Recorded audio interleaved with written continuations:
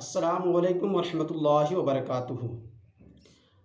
हमारे बहुत साथी लोगों का सवाल, हमारे बहुत दोस्तों का सवाल आया कि हज़रत नमाज जुमा में कितनी रकात है, और अगर किसी की नमाज जुमा छूट जाए और मस्जिद में आए तो क्या करे। ध्यान से सुनिए, बहुत अहम मसला, बहुत ज़रूरी मसला है।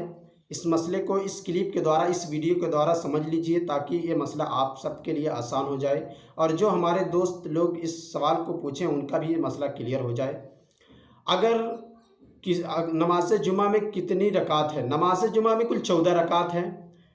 4 रकात नमाज सुन्नत मौक़दा, 2 रकात नमाज फ़र्ज़ जुमा, 4 रकात नमाज सुन्नत मौक़दा, फिर 2 रकात नमाज सुन्नत मौक़दा, फिर 2 रकात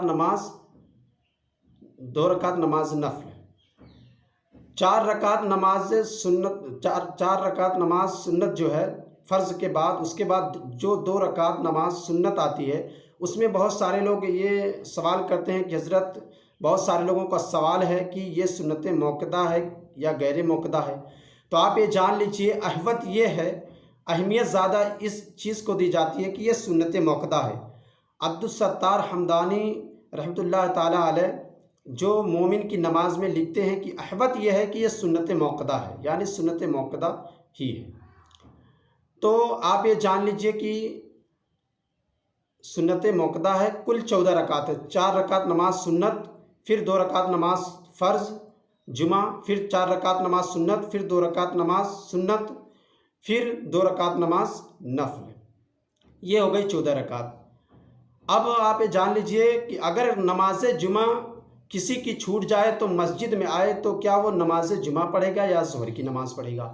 तो आप जान लीजिए कि अगर कोई शख्स मस्जिद में आया जुमा के दिन और नमाज हो चुकी हो या इमाम साहब दुआ कर रहे हों, तो आते हैं, बहुत सारे लोग ऐसा करते हैं, जुमा की नमाज निकल जाती है और निकल जाती है जब, तो आते हैं 2 रकात नमाज जुमा पढ़ने लगते हैं।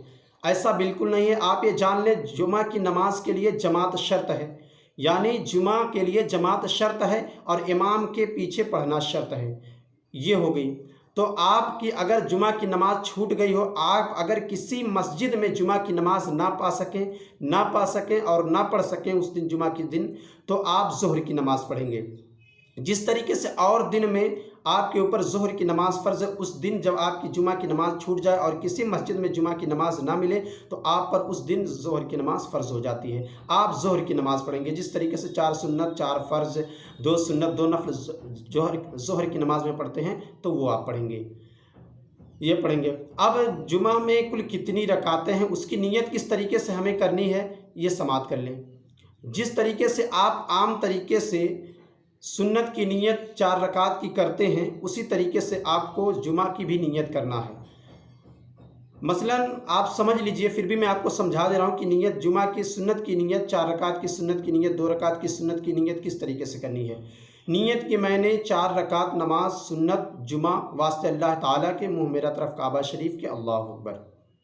फिर 2 रकात नमाज फ़र्ज़ की नीयत किस तरीके से करनी है। नीयत कि मैंने 2 रकात नमाज फ़र्ज़ जुमा वास्ते अल्लाह ताला के, मुँह मेरा तरफ काबा शरीफ के, अल्लाह अकबर। फिर ज़ोहर की नमाज, फिर जुमा की 2 रकात फ़र्ज़ के नमाज के बाद जो 4 रकात की सुन्नत की नीयत आती है, उसकी भी इसी तरीके से करना है। नीयत कि मैंने 4 रकात नमाज सुन्नत जुमा वास्ते अल्लाह ताला के, मुँह मेरा तरफ काबा शरीफ के, अल्लाह अकबर। फिर 2 रकात सुन्नत जो है, 4 रकात सुन्नत के बाद उसकी नीयत कि मैंने 2 रकात नमाज सुन्नत जुमा वास्ते अल्लाह ताला की, मुँह मेरा तरफ काबा शरीफ के, अल्लाह अकबर। फिर 2 रकात नफ़ल की नीयत इस तरीके से करना है। नीयत कि मैंने 2 रकात नमाज नफ़ल जुमा वास्ते अल्लाह ताला के, मुँह मेरा तरफ काबा शरीफ के, अल्लाह अकबर।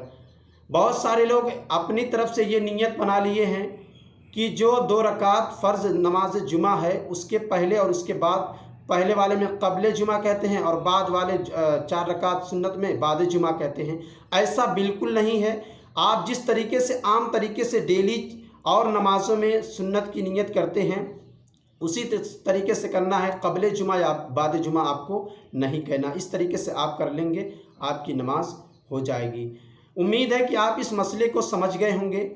तो गुजारिश है आपसे, इस वीडियो को, इस क्लिप को ज़्यादा से ज़्यादा अपने दोस्तों तक शेयर करें تاکہ اس مسئلے کو لوگ سمجھ سکیں۔